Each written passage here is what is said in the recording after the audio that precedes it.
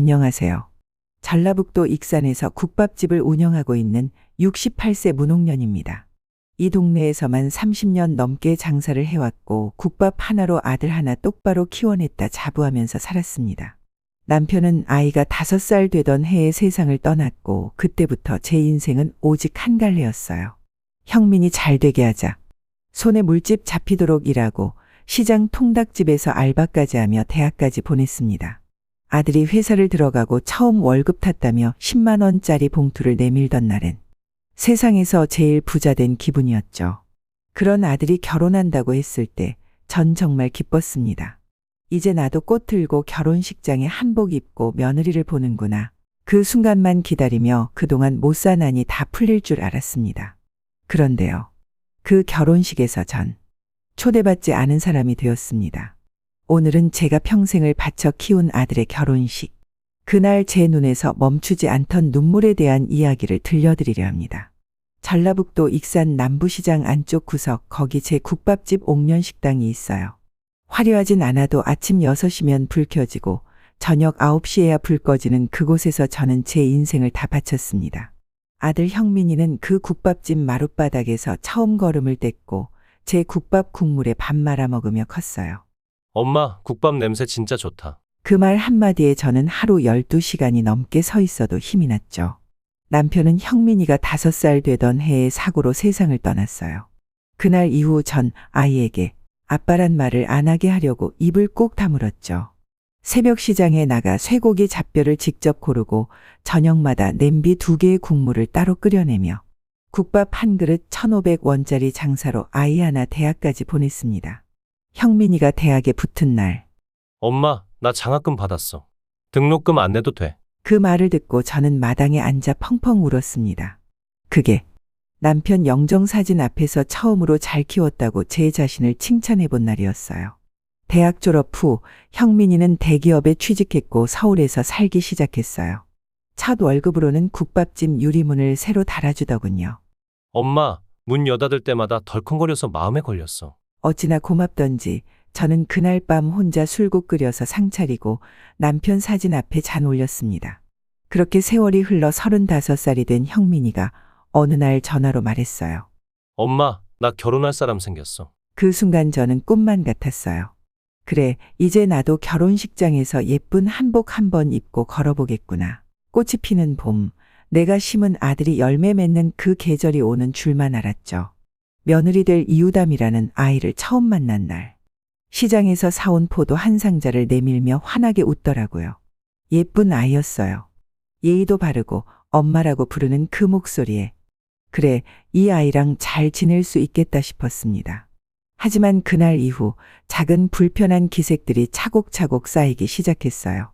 결혼식 준비를 하면서도 어머니는 그냥 편히 계세요. 저희가 다 할게요. 라는 말이 입버릇이었죠. 그땐 몰랐어요. 그 말이 진짜 배제의 시작이라는 걸. 어느 날은 예식장 계약서에 신랑 측 어머니라는 이름이 빠져 있더군요. 이거 내 이름은 왜 없니? 형민이는 멋쩍게 웃으며 말했죠. 아, 요즘엔 그런 거 따로 안 넣어. 그냥 간소하게 하기로 했거든. 며느리 쪽은 하객을 100명 넘게 부른다고 하면서 저한테는 어머니는 10명 정도만 부탁드릴게요. 라는 말을 들었을 때 왠지 모르게 서운한 마음이 가슴 한쪽에 파고들었어요. 그래도 참았어요. 우리 형민이가 행복하면 됐지. 그깟 예식장 이름이 뭐라고 저는 그렇게 또 애써 넘겼습니다. 그런데 그 다음 일이 제 마음을 무너뜨릴 줄은 몰랐습니다.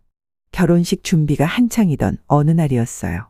어머니, 다음 주 웨딩 스튜디오 촬영이에요. 그냥 오시지 말고 나중에 스냅 사진으로 따로 찍으시는 건 어떠세요? 며느리 유담이가 웃으며 말했을 때 전 그냥 고개를 끄덕였어요. 요즘은 그런가 보다 신부 중심이랬으니. 그런데 스튜디오 촬영 당일 형민이도 연락이 없더라고요. 그래서 나중에 사진을 보여달라고 했더니 돌아온 말이 이거였어요. 엄마, 사진 아직 안 나왔어. 나온 대로 보내줄게. 그렇게 한 달이 지나고 2달이 지나도 사진은 오지 않았습니다. 결혼식이 다가오면서 준비도 점점 바빠졌고 저는 어느 날 따로 불러서 형민이에게 물었죠. 형민아, 혹시 엄마가 뭘 잘못했니? 그랬더니 형민이는 한참을 뜸들이다가 말했어요. 엄마, 그냥 유담이 쪽에서. 엄마가 너무 티나게 시장에서 일하시는 얘기 자꾸 하면 좀 그렇다고 해서. 그 순간 제 심장이 툭 하고 내려앉았습니다. 시장 사람이라고 창피하단 거니? 그런 뜻은 아닌데 그냥 웨딩 분위기에 안 맞는 얘기는 하지 말자는 거지. 저는 아무 말 없이 고개를 끄덕이고 집에 돌아왔습니다. 그날 밤 식당에서 혼자 국밥 끓이다가 울었어요. 국물이 짜지도 않은데 눈물이 계속 떨어지더군요. 그 다음엔 한복 문제였어요. 예복 맞추러 간 날 유담이 어머니는 디자이너 한복샵에서 피팅하고 있었고 저는 옆에 서서 그냥 구경만 하고 있었죠. 어머님, 혹시 어머님은 따로 맞추시는 건가요? 저희는 브랜드에서 의전 의상까지 패키지로 해서요. 디자이너 직원이 물었을 때 유담이 엄마가 슬쩍 저를 보며 말했어요. 어머니는 시장 다니시니까 편한 스타일 좋아하시죠? 그 말에 눈치껏 웃었지만 뺨이 화끈거렸습니다. 그게 웃어야 할 자리인지 도망쳐야 할 자리인지조차 모르겠더군요. 그러던 중 식순표를 보게 된 날이 있었습니다. 거기엔 유담이 아버지가 축사, 유담이 삼촌이 사회, 유담이 어머니는 포토월 리셉션. 형민이 아버지는 별세로 적혀 있고 제 이름은 어디에도 없었습니다. 형민아, 엄마 이름은 왜 없어? 아, 그냥 요즘은 가족 이름 안 적는데. 그때였어요. 유담이가 제 앞에 앉아 웃으며 말했죠. 어머님, 걱정 마세요. 저희가 어머님 몫까지 다 해드릴게요. 그냥 앉아서 편히 계세요. 그 말에서 저는 이상하게도 당신은 안 해도 돼요. 그냥 조용히 앉아 계세요. 라는 뜻으로 들었습니다. 그날 밤 형민이랑 통화하면서 처음으로 화를 냈어요. 형민아, 이 결혼식이 니네 둘만의 거냐? 네 애비도 못 온 결혼식인데 나마저 빠지면 도대체 난 뭔데? 형민이는 한참을 말없이 있다가 대답했죠. 엄마, 유담이 많이 예민해서 그래. 그냥 이번만 좀 이해해줘. 저는 수화기를 내려놓고 아무 말 없이 창밖을 한참 바라봤습니다. 그 순간 문득 이런 생각이 스쳤어요. 이 결혼식 진짜 내가 있어도 되는 걸까? 그렇게 해서 갈등은 조용하지만 깊고 차갑게 제 마음속에 뿌리를 내리기 시작했습니다. 결혼식 당일 아침 저는 새벽 5시에 일어났어요. 시장 일이 아니라 아들 결혼식이었거든요. 그 날만큼은 장사꾼이 아니라 신랑 어머니로서 멋지게 보이고 싶었죠. 시장에서 반년 전에 한복을 맞춰둔 걸 꺼내 입었습니다. 연분홍 치마에 회색 저고리, 금박도 화려하지 않고 단정했어요. 머리도 미용실에서 단아하게 묶고 손톱도 투명 매니큐어까지 발랐습니다. 어머, 옥년씨 오늘 여왕 같아. 시장 친구 순이 언니가 눈시울 붉히며 말해줬어요. 그 한마디가 제겐 세상 어떤 말보다 고마웠습니다. 하지만 예식장에 도착하자마자 이상한 공기가 느껴졌어요. 리셉션에서 접수를 하려는데 신랑 측 어머님이세요? 직원이 명단을 한참 뒤적이다가 저를 한번 보고는 말하더군요. 아, 여긴 없으시네요. 혹시 이름 다시 알려주시겠어요? 순간 머릿속이 새하얘졌습니다. 제 이름은 없었습니다. 대신 이유담 어머님 차금나는 VIP 대기실, 포토월 리셉션까지 따로 표기돼 있었죠. 괜찮아요. 그냥 일반 하객처럼 안내해 주세요. 차갑게 말하고 안으로 들어가려는데 어머님, 이쪽으로요. 신랑 어머님 좌석은 참열 중앙입니다. 직원이 저를 안내한 자리엔 무대 바로 옆도 양가 가족석도 아닌 가운데 복도 중간에 끼워진 외곽 테이블이었습니다. 가슴이 철렁 내려앉았습니다. 이게 내가 있을 자리인가? 유담이 어머니는 전용 화장실을 쓰며 메이크업팀 2명이 따라붙었고 사진작가가 계속 포토월에서 그녀를 찍고 있었어요. 한쪽 구석에서 저는 손에 들고 있던 국화꽃 부케를 조용히 무릎 위에 올려놓았습니다. 결정적인 순간은 포토 타임에서 일어났습니다. 신랑 어머님 앞으로 나와주세요. 사회자가 외치자 저는 자리에서 일어났죠. 그런데 유담이가 말렸습니다. 어머님, 잠깐만요. 이건 우리 집 단체 사진이에요. 나중에 따로 찍어요. 형민이는 눈치를 보더니 말도 없이 뒷걸음질 쳤습니다. 그렇게 저는 뒤에서 그 모습을 지켜봐야 했습니다. 포토월 위엔 커다랗게 적힌 문구 하나. 양가 가족이 하나 되는 순간 저는 입술을 꼭 깨물었습니다. 예식장 스피커에서는 며느리 아버지의 축사가 울려 퍼졌습니다. 우리 유담이는 늘 배려심 많고 따뜻한 아이로 자랐습니다. 형민 군을 만나 더 큰 가정을 이뤘고요. 그 사이 내 아들 형민이는 제 눈을 단 한 번도 마주치지 않았습니다. 예식이 끝나고 저는 조용히 대기실 밖으로 나왔습니다. 돌아가는 하객들이 한복 입은 저를 힐끔힐끔 쳐다보았지만 누구도 말을 걸지 않았어요. 시장 친구 순이 언니가 뒤따라 나오며 물었어요. 옥년아, 너 괜찮은 거니? 그 말에 참았던 눈물이 쏟아졌습니다. 나 여기 왜 온 건지 모르겠어. 이게 내 아들 결혼식 맞나? 손에 쥔 국화는 이미 시들어 있었고 제 가슴도 그렇게 시들어가고 있었습니다. 식장이 조용해지던 순간 대기실 TV에 재생되던 결혼식 영상 티저가 눈에 들어왔습니다. 우리의 첫 시작. 양가 부모님의 사랑 속에서 자란 두 사람. 영상엔 유담이 부모만 등장했고 제 얼굴은 어디에도 없었습니다. 그렇게 결혼식이 끝나고 사흘 뒤였습니다. 아무 일도 없던 것처럼 형민이에게 전화가 왔어요. 엄마, 오늘 시간 괜찮아요? 저녁에 갈게. 목소리는 평소처럼 다정했지만 제 마음은 이미 멀어진 뒤였죠. 형민이는 케이크 하나 들고 왔습니다. 결혼식 때 엄마가 고생 많았지? 그날 정신이 너무 없어서. 웃으며 말했지만 저는 그 웃음 뒤에 눈치를 읽을 수 있었습니다. 형민아, 내가 그날 엄마 얼굴 한 번도 안 보더라. 제가 조용히 말하자 형민이는 고개를 떨궜습니다. 엄마, 사실은 유담이가 좀 민감하게 생각해서 그랬어. 결혼식 영상도 유담이 친구가 편집했는데 자기도 당황했대. 민감해? 영상에서 엄마 얼굴은 아예 없더라. 축사도 포토월도 좌석도 내가 왜 그 자리에 있었는지 모르겠다. 제 말에 형민이도 잠시 말이 없더군요. 그러다 갑자기 꺼낸 말이었습니다. 근데 엄마, 유담이 집은 이번에 신혼집 전세 자금이 좀 부족해서 엄마가 전세금 일부만 더 도와줄 수 있어? 심장이 쿵 내려앉았습니다. 뭐라고? 아니, 예단이랑 식비랑 예식장 비용은 엄마가 다 해주셨지만 이번엔 유담이 처가 쪽에서 상황이 좀 안 좋아졌대. 급하게 전세 들어가야 하거든. 저는 그 순간 깨달았습니다. 이 아이들 결혼식은 내 돈으로 치르고도 아직도 날 이용하려는구나. 형민아, 엄마 돈 그때 식장 계약할 때 쓴 그 통장 기억나? 응, 왜? 거기 돈 아직 일부 남아있다.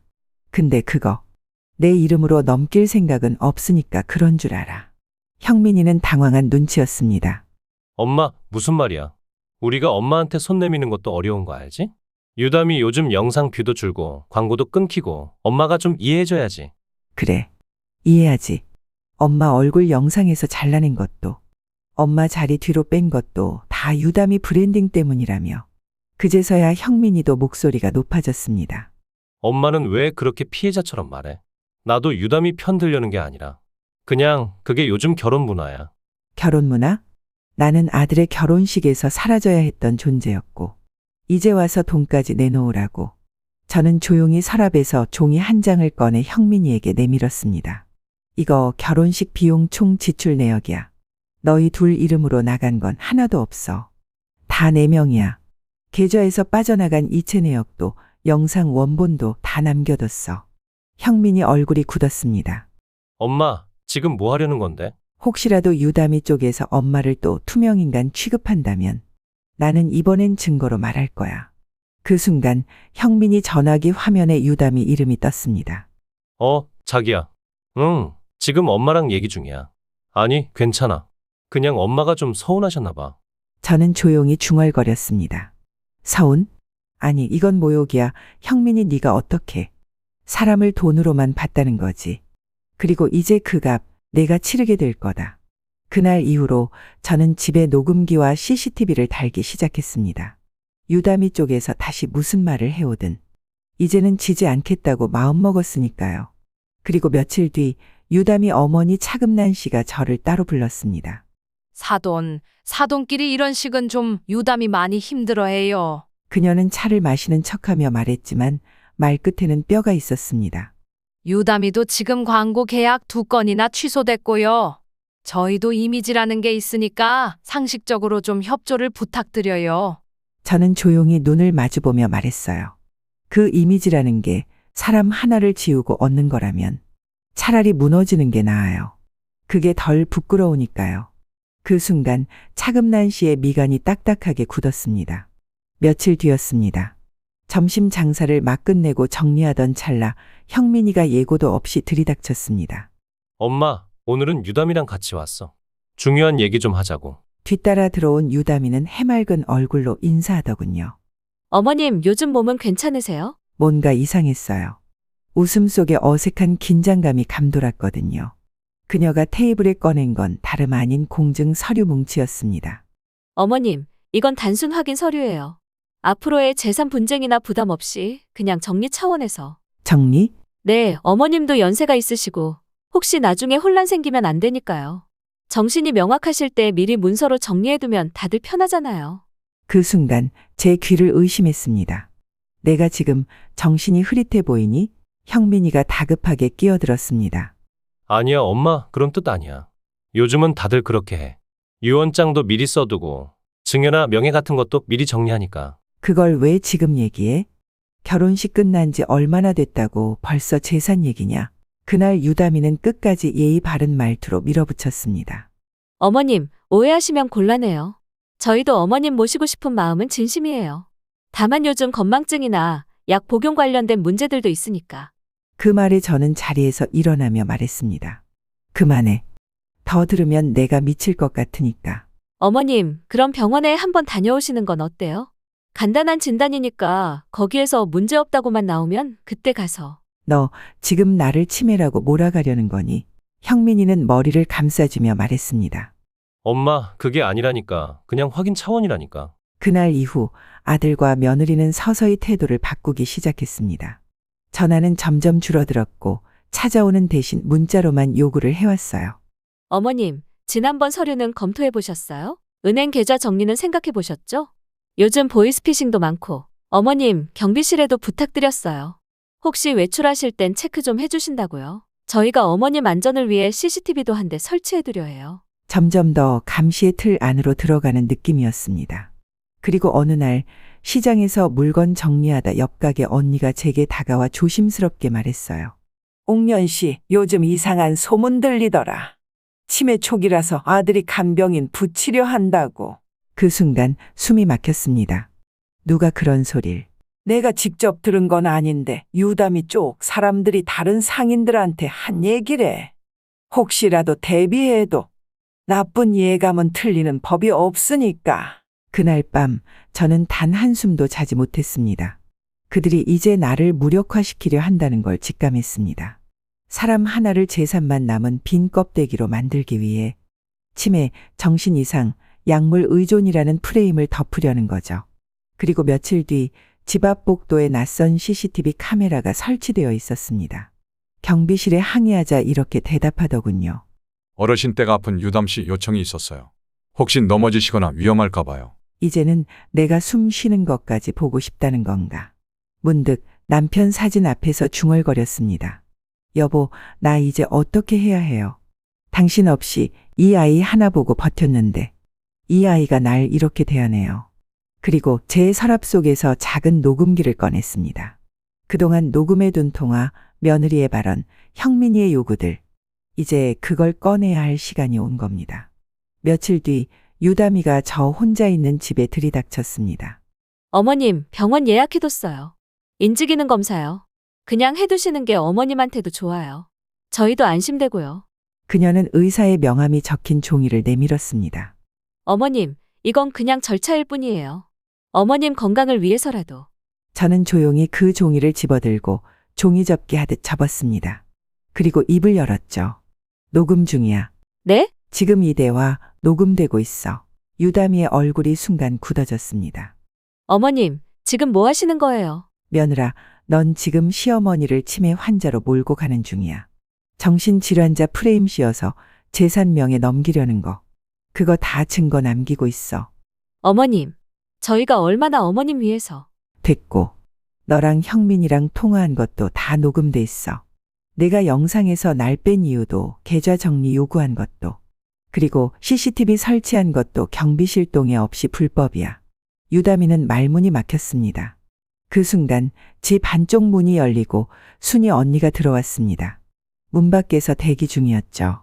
유담 씨, 우리 옥년이가 만만해 보여도 사람 하나는 끝까지 가는 성격이에요. 변호사랑도 이미 얘기 다 끝났고요.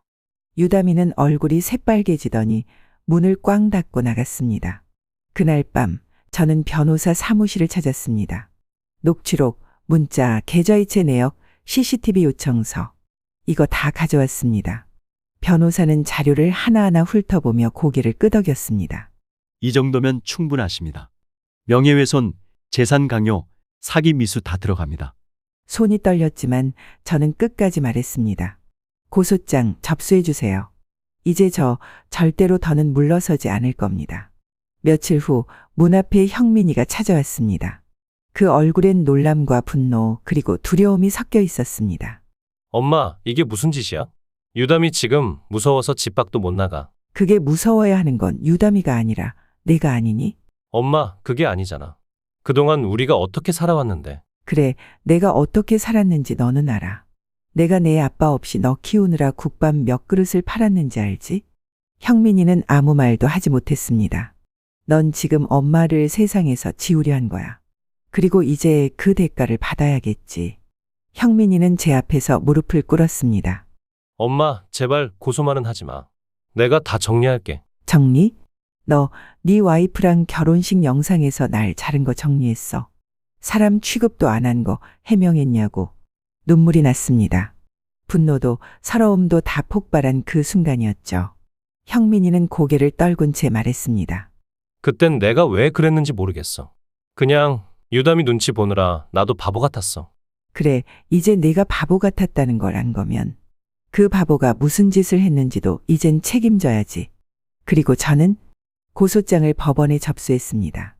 고소장을 접수하고 나서 일주일 뒤 법률사무소에서 연락이 왔습니다. 문옥년님, 피고인 측의 1차 통지 완료됐고요. 예비조사 단계에서 증거 보강을 요청받았어요. 저는 흔들림 없는 눈으로 말했습니다. 다 준비돼 있습니다. 그동안 모은 증거 파일은 무려 3GB. 녹취, 문자 캡처, 영상 일부 원본, 그리고 CCTV 설치 요청 내역까지 깔끔하게 정리했죠. 그리고 드디어 1차 공판일이 잡혔습니다. 법정에서 마주한 아들과 며느리.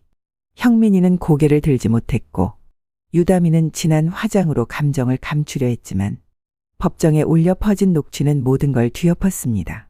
어머님, 저희 브랜딩에는 그 이미지가 안 맞아서요. 영상의 시어머니 분량은 조금만. 그게 요즘 방식이에요. 엄마 정신 좀 흐릿하신 것 같다고 유담이가. 판사는 얼굴을 찌푸리며 말했습니다. 피고인들, 이건 명백한 정신적 폭력입니다. 피해자에 대한 사회적 모욕 그리고 부당한 경제적 요구가 확인됐습니다. 그리고 이어진 진술. 피고인들은 피해자의 통장 잔고를 파악한 뒤 전세자금 명목으로 반복적 금전 요구를 했으며 영상 제작자에겐 시어머니를 배제하라는 편집 지시가 있었고 이는 다수 증언 및 통화 기록으로 입증되었습니다. 법정 한켠에선 제 이웃 순이 언니가 증인석에 앉아 말했습니다. 그날 저도 결혼식에 갔습니다. 옥년이가 어디 앉았는지도 모를 정도였어요. 다들 신랑 어머니 어디 있냐 물었죠. 투명인간이더라고요. 그리고요, CCTV요? 아파트 경비가 그랬어요. 유담 씨가 혹시 치매 오신 것 같아라고 했다고요. 법정 분위기는 순식간에 얼어붙었습니다. 판사는 마지막으로 물었습니다. 피고인들, 혐의를 인정하십니까? 아들 형민이가 입을 열었습니다. 모든 게 사실입니다. 엄마한테 정말 죄송합니다. 유담이는 고개를 절레절레 흔들며 말했습니다. 저는 그런 의도가 아니었어요. 전 그냥 요즘 트렌드를 따른 것뿐이에요. 판사는 고개를 젓고 말했습니다. 이 사안은 단순한 오해가 아닌 가족 내에서 발생한 구조적 무시와 배제입니다. 피해자에게 정신적 손해배상을 명합니다. 그날 이후 유담의 유튜브 채널에는 악성 댓글이 수백 개 달리기 시작했습니다. 시어머니 영상 삭제녀 드득, 브랜딩, 인간부터 다시 해라. 어머니를 이용해서 결혼식 치른 다음 정말 버린 거냐. 광고주는 하나둘 손을 떼었고 협찬 브랜드는 공식 해명 요청을 보냈습니다. 형민은 회사에서 인사팀 면담을 받고 지방지사 발령을 받았습니다. 그리고 저는 아무 말도 하지 않고 남편 영정 사진 앞에 앉아 조용히 말했습니다. 여보, 나 이제 조금 후련해요. 그동안 참아온 눈물, 억울했던 모욕들, 아들의 외면, 며느리의 계산된 미소. 그 모든 것이 이제는 저보다 그들 쪽에서 더 무거운 짐이 되었을 겁니다. 고소를 마치고 한 달이 지난 지금 국밥집 옥년식당은 여전히 아침 6시면 불이 켜집니다. 하지만 전보다 한결 여유 있는 표정으로 국을 끓이죠. 손님들은 요즘 저를 보면 웃으며 한마디씩 해줍니다. 사장님, 그 며느리 이야기 저희 딸도 봤어요. 용기 내주셔서 감사해요. 우리 엄마도 당했었거든요. 영상 보고 울었어요. 누군가에겐 그저 시댁 갈등일지 몰라도 누군가에겐 평생을 뒤흔드는 일이었습니다. 그날 법정에서 아들 형민이의 얼굴을 보며 전 처음으로 이 아이를 낯설다고 느꼈어요. 하지만 동시에 제 안의 응어리가 조금씩 풀리는 것도 느꼈습니다. 형민이는 지방 발령을 받고 잠시 분가했지만 얼마 전 조용히 저를 찾아와 이렇게 말했습니다. 엄마, 매주 수요일 봉사활동 하시는 거. 저도 끼워주실 수 있을까요? 그 순간 저는 무슨 말부터 해야 할지 몰라 그저 고개만 끄덕였습니다. 아, 용서는 이렇게 시작되는 건가? 유담은 SNS를 비공개로 전환했고 최근엔 진심 어린 사과문을 변호사를 통해 보내왔습니다. 어머님, 죄송합니다. 제가 한 말과 행동이 누군가의 존재를 지우는 일인 줄 몰랐습니다. 진심으로 사과드립니다. 저 자신을 돌아보겠습니다. 지나간 시간들을 돌이켜보면 왜 나는 엄마라는 이유로 아무런 의심 없이 헌신하고 감사보다 당연함으로 대접받았던 걸까? 저는 이제 이렇게 말하고 싶습니다. 세상 모든 부모님들, 절대로 참지만 마세요. 참는 게 미덕이었던 시대는 끝났습니다. 그리고 이 사연을 보는 여러분, 혹시라도 비슷한 상황을 겪고 있다면 사랑이라는 이름으로 스스로를 지우지 마세요. 여러분은 어떻게 생각하시나요? 부모와 자식 사이의 예의와 존중. 그게 먼저 아닌가요? 오늘 제 사연에 마음 한 자락 울림이 있으셨다면 좋아요와 구독 그리고 여러분의 생각을 댓글로 나눠주세요. 그 댓글 하나하나가 누군가에게는 큰 용기가 될 수 있습니다. 그리고 기억해 주세요. 존중은 나이가 주는 게 아니라 사람의 마음에서 나오는 겁니다. 감사합니다.